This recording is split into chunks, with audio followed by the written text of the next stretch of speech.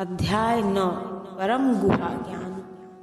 श्री भगवान ने कहा, हे अर्जुन, चूंकि तुम मुझसे कभी ईर्ष्या नहीं करते, इसीलिए मैं तुम्हें यह परम गुहा ज्ञान तथा अनुभूति बतलाऊंगा, जिसे जानकर तुम संसार के सारे क्लेशों से मुक्त हो जाओगे।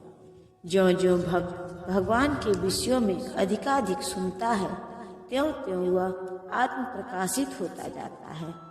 यह श्रवण विधि श्रीमद्भागवत में इस प्रकार अनुमोदित होती है।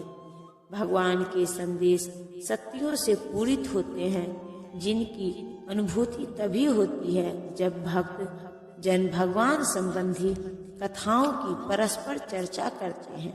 इसे मनोधर्मियों या विद्यालय इन विद्वानों के सानिध्य से नहीं प्राप्त किया जा सकता, क्योंकि यह अनुभूत ज्ञान है।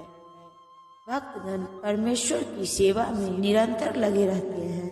भगवान उस जीव विशेष की मानसिकता तथा निष्ठा से अवगत रहते हैं जो कृष्ण भावना भावित होता है, और उसे ही वे भक्तों के सानिध्य में कृष्ण विद्या को समझने की बुद्धि प्रदान करते हैं। कृष्ण की चर्चा अत्यंत शक्तिशाली है, और यदि सौभाग्यवश किसी को ऐसी संगति प्राप्त हो जाए और वह इस ज्ञान को आत्मसात करे, तो वह आत्म साक्षात्कार की दिशा में अवश्य प्रगति करेगा। कृष्ण अर्जुन को अपनी अलौकिक सेवा में उच्च से उच्चतर स्तर तक उत्साहित करने के उद्देश्य से इस 9वें अध्याय में उसे परम गुहा बातें बताते हैं, जिन्हें उसके पूर्व उन्होंने अन्य किसी से प्रकट नहीं किया था। भगवत गीता का प्रथम अध्याय शेष ग्रंथ की भूमिका जैसा है। द्वितीय तथा तृतीय अध्याय में जिस आध्यात्मिक ज्ञान का वर्णन हुआ है, वह गुहा कहा जाता है। 7वें तथा 8वें अध्याय में जिन विषयों की विवेचना हुई है, वे भक्ति से संबंधित हैं और कृष्ण भावनामृत पर प्रकाश डालने के कारण गुहातर कहलाते हैं। किंतु 9वें अध्याय में तो अनन्य शुद्ध भक्ति का ही वर्णन हुआ है। फलस्वरूप यह परम गुहा कहा गया है। जिसे कृष्ण का यह परम गुहा ज्ञान प्राप्त, वह दिव्य पुरुष है। अतः इस संसार में रहते हुए भी उसे भौतिक क्लेश नहीं सताते। भक्ति रसामृत सिंधु में कहा गया है कि जिसमें भगवान की प्रेमा भक्ति हो, किंतु उसे मुक्त मानना चाहिए। इसी प्रकार भगवत गीता के 10वें अध्याय में हम देखेंगे कि जो भी इस प्रकार लगा रहता है, वह मुक्त पुरुष है। इस प्रथम श्लोक का विशिष्ट महत्व है।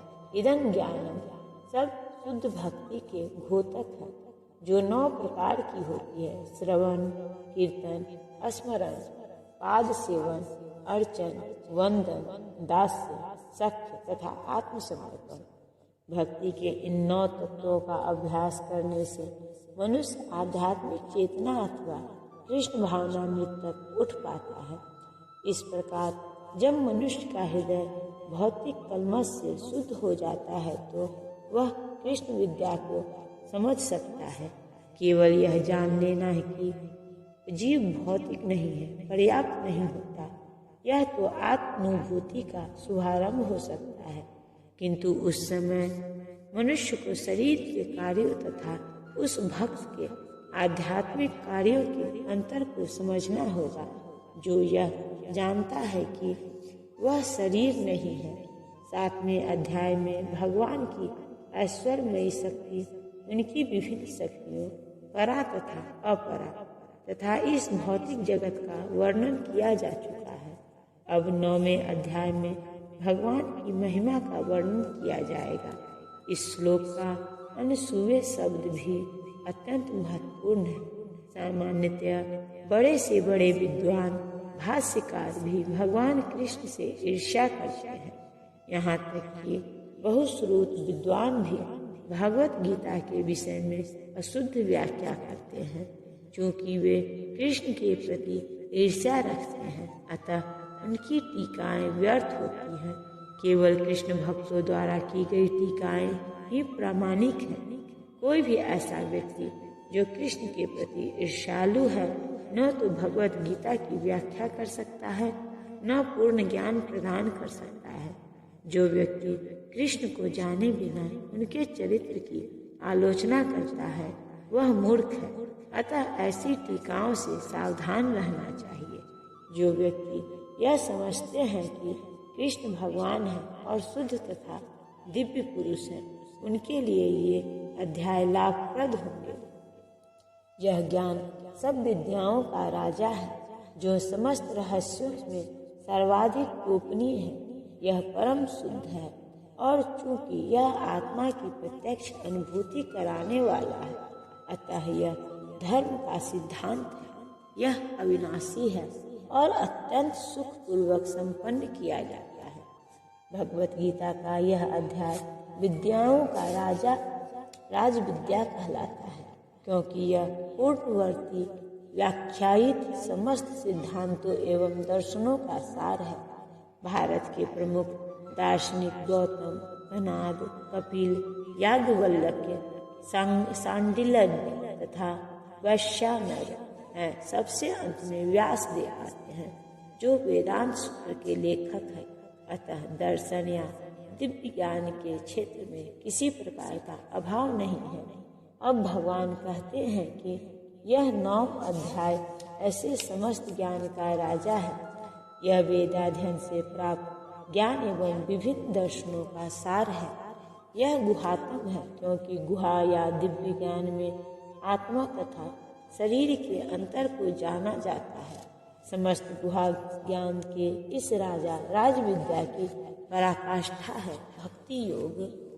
सामान्यतः लोगों को इस गुहा ज्ञान की शिक्षा नहीं मिलती, उन्हें ब्रह्मविद शिक्षा दी जाती है। जहाँ तक सामान्य शिक्षा का संबंध है, उसमें राजनीति, समाजशास्त्र, भौतिकी, रसायन शास्त्र, गणित, ज्योति विज्ञान, इंजीनियरिंग आदि में मनुष्य व्यस्त रहते हैं। विश्व भर में ज्ञान के अनेक विभाग हैं और अनेक बड़े बड़े विश्वविद्यालय हैं, किंतु दुर्भाग्यवश कोई ऐसा विद्यालय या शैक्षिक संस्थान नहीं है जहाँ आत्म विद्या की शिक्षा दी जाती हो। फिर भी आत्मा शरीर का सबसे महत्वपूर्ण अंग है। आत्मा के बिना शरीर महत्वहीन है। जो भी लोग आत्मा की चिंता न करके जीवन की शारीरिक आवश्यकताओं को अधिक महत्व प्रदान करते हैं। भगवत गीता में 2 अध्याय से ही आत्मा की महत्ता पर बल दिया गया है। प्रारंभ में ही भगवान कहते हैं कि यह शरीर नश्वर है और आत्मा अविनश्वर। यही ज्ञान का गुहा अंश है। केवल यह जान लेना कि यह आत्मा शरीर से भिन्न है, यह निर्विकार, अविनाशी और नित्य है। इससे आत्मा के विषय में कोई सकारात्मक सूचना प्राप्त नहीं हो पाती। कभी कभी लोगों को यह भ्रम रहता है कि आत्मा शरीर से भिन्न है, और जब शरीर नहीं रहता या मनुष्य को शरीर से मुक्ति मिल जाती है तो आत्मा शून्य में रहता है और निराकार बन जाता है। किंतु यह वास्तविकता नहीं है। जो आत्मा शरीर के भीतर इतना सक्रिय रहता है, वह शरीर से मुक्त होने के बाद इतना निष्क्रिय कैसे हो सकता है? यह सदैव सक्रिय रहता है। यदि यह शाश्वत है तो यह शाश्वत सक्रिय रहता है और वैकुंठ लोक में इसके कार्यकलाप आध्यात्म ज्ञान के गुहात्म अंश है। अतः आत्मा के कार्यों को यहाँ पर समस्त ज्ञान का राजा, समस्त ज्ञान का गुहात्म अंश कहा गया है।